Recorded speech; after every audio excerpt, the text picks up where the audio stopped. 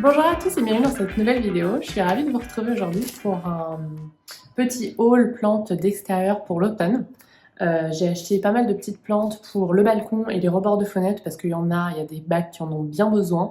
Je vais vous filmer, promis, une vidéo où je vous montre comment vont les plantes d'intérieur et les plantes d'extérieur après nos 2 mois et demi de vacances. Il faut vraiment que je prenne le temps de le faire. Mais là, c'est un petit peu le rush avec le retour.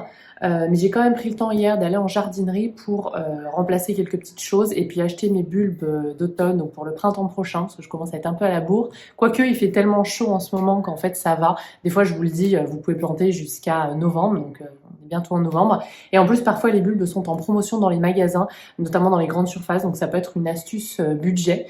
Mais voilà, j'ai fait quelques petites emplettes et je voulais vous montrer tout ça et promis une vidéo sur l'état de mes plantes arrive bientôt. Première chose pour lesquelles j'ai vraiment craqué, ce sont les bulbes. Donc j'ai acheté pas mal de bulbes de crocus. J'ai acheté ces jolis crocus là, Ruby Giant, ils sont assez grands, il y en a des plus grands que d'autres. J'ai acheté le crocus botanique Blue Pearl, celui-là c'est la première fois que je le planterai, on verra si ça marchera.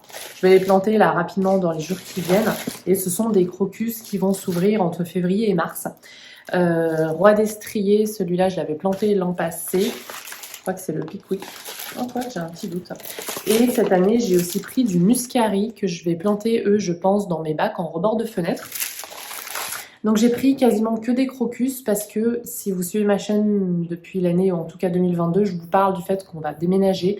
Ça tarde à se faire, mais promis, ça va arriver un jour. Et du coup, j'ai espoir que ça arrive en 2023 et peut-être au printemps. Et donc, je me dis que si on déménage pendant le printemps et que j'ai mis plein de bulbes qui doivent s'ouvrir entre mai, avril, juin, les narcisses et les jonquilles notamment, et les tulipes, je me dis que ça va être peut-être un petit peu la misère à déplacer tous mes pots qui sont en train de s'ouvrir. Du coup, je me suis dit, je pense qu'on sera là en février pour sûr. Ça va pas se faire au tout début de l'année. Donc, je pourrais profiter de mes crocus et mes muscari, même si j'ai quand même craqué et j'ai pris les jonquilles là, les Golden Pearl, ça s'appelle, les jonquilles, les narcisses doubles, pardon. J'ai dit une bêtise, les narcisses doubles, je les avais tellement aimées l'an passé, elles sont tellement magnifiques que... Et elles étaient sorties plutôt tôt, je dirais mars. Du coup, si on est encore là en marche, je pourrais en profiter sur mon balcon. Donc tout ça, je vais planter, je vous ferai bien sûr en vidéo ma plantation des bulbes d'automne. Et cette année, j'ai pris aussi des narcisses Paper White. Pourquoi des Paper White? Ça, c'est les seuls bulbes en fait que vous pouvez planter en intérieur parce qu'elles n'ont pas besoin de période de froid. Comme tous ces bulbes-là, en fait, on les plante au printemps, les racines commencent à s'établir, elles s'endorment durant l'hiver à période de froid, quoique les crocus, le feuillage commence à apparaître. Mais pour les narcisses, les jonquilles et les tulipes, par exemple, et ensuite elles apparaissent au printemps. Celles-là, elles n'ont pas besoin de période de froid pour fleurir en fait. Donc, je vais les planter en intérieur. On va faire ça avec Louis, on va se faire un petit pot. Ici, il vous recommande de les planter tac, tac, tac, de septembre jusqu'à décembre et vous avez une floraison en novembre, en décembre, en janvier ou en février suivant. Voilà, je pense que ça va être dans le mois qui va suivre ou dans les 2 mois qui vont suivre. J'ai eu l'idée de planter des narcisses Paper White dans le livre Cut Flower Garden, dont je vous parle assez souvent, qui est paru maintenant en français, qui s'appelle Fleurs coupées, ma petite ferme florale. Et en fait, parmi les projets d'hiver à faire en intérieur, qui peut être sympa et fleurir un peu les intérieurs malgré l'hiver tout triste, elle parle des Paper White qu'elle fait elle aussi en intérieur. Et du coup, ça m'a vraiment donné l'idée de le faire. Et j'ai trop envie. Et je pense que c'est une superbe idée de faire ça dans une classe avec des enfants ou avec ses propres enfants. Puisque c'est des bulbes qui vont sortir, voilà, il n'y a pas besoin... Les narcisses, par exemple, quand vous avez des bulbes qu'on offre en début d'année, souvent on m'en offre en tant qu'enseignante, de jacinthe par exemple, ce sont des bulbes qui ont été réfrigérés, en fait, forcés avec une période de froid et d'obscurité pour ensuite pouvoir fleurir. Elle, il n'y a pas besoin, donc vous pouvez vous-même planter le bulbe devant vos élèves ou devant vos enfants et les voir sortir 1 mois après ou 2 mois après en intérieur. Ouais, je trouve que c'est une bonne idée parce qu'en hiver, autant au printemps, on a plein d'idées de trucs à faire avec les enfants, idem à l'automne, parce qu'il y a plein de choses maintenant à faire à l'automne, mais alors en plein mois d'hiver, en plein mois de décembre, en plein mois de janvier, on a un petit peu moins d'idées de jardinage à faire avec nous-mêmes déjà et à faire avec ses enfants, donc je trouve que c'est une bonne idée. Et ils en vendaient chez Jardin Fleuri, j'en avais vu aussi à San Francisco, voilà, sinon vous pouvez les commander, je suis sûre, en ligne sur des sites type... William C ou bien je suis sûre qu'il y en a des bulbes qui se vendent. Donc ça, on le fera pareil en vidéo, ça pourrait être sympa. Je ferai peut-être une vidéo dédiée si vous avez envie. Ensuite, j'ai acheté des plantes d'automne, des plants déjà. J'ai racheté de la bruyère, forcément, petite plante d'automne magnifique.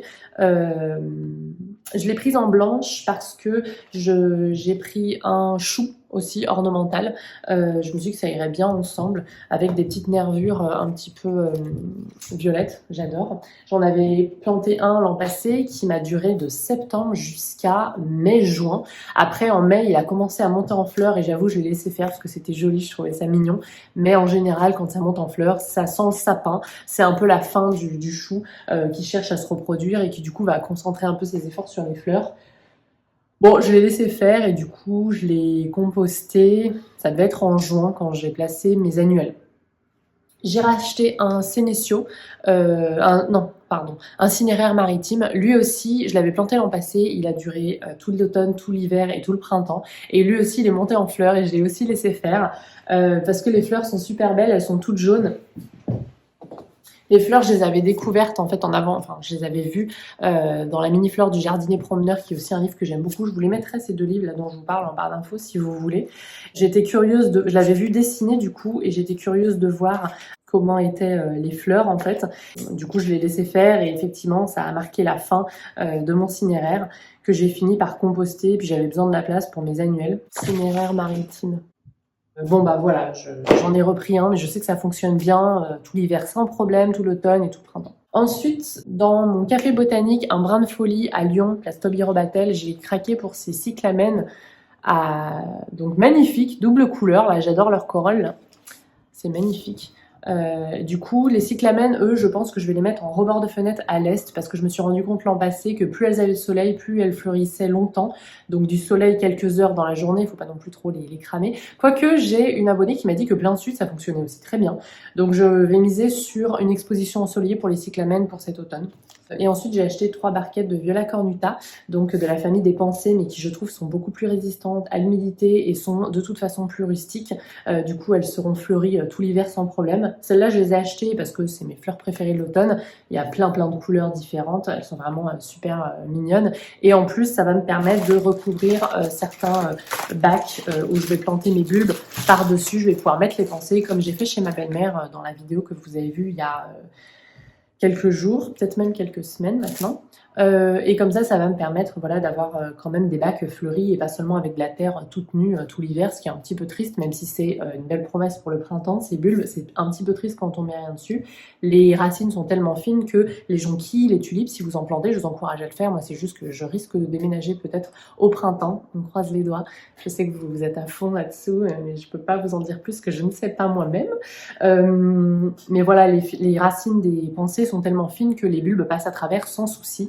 Est-ce que je vais en planter par-dessus les crocus? Peut-être pas, parce que les crocus sont assez au ras du sol. Par contre, par-dessus le muscari, sûrement, parce que le muscari, quand même, il monte. Et en plus, lui, je vais le mettre, je pense, sur mes rebords de fenêtre à l'est. Donc, il va bien monter en hauteur. Donc, les pensées en dessous ne poseront pas de problème. Ils trouveront le chemin de la sortie. Voilà pour ce haul que j'ai essayé de faire un petit peu rapide. Je suis vraiment désolée, j'ai assez peu de temps là depuis le retour. Mes 2 jours de crèche que j'avais l'an passé pour Louis n'ont pas encore repris. Du coup, j'essaie de filmer rapidement quand il fait dodo.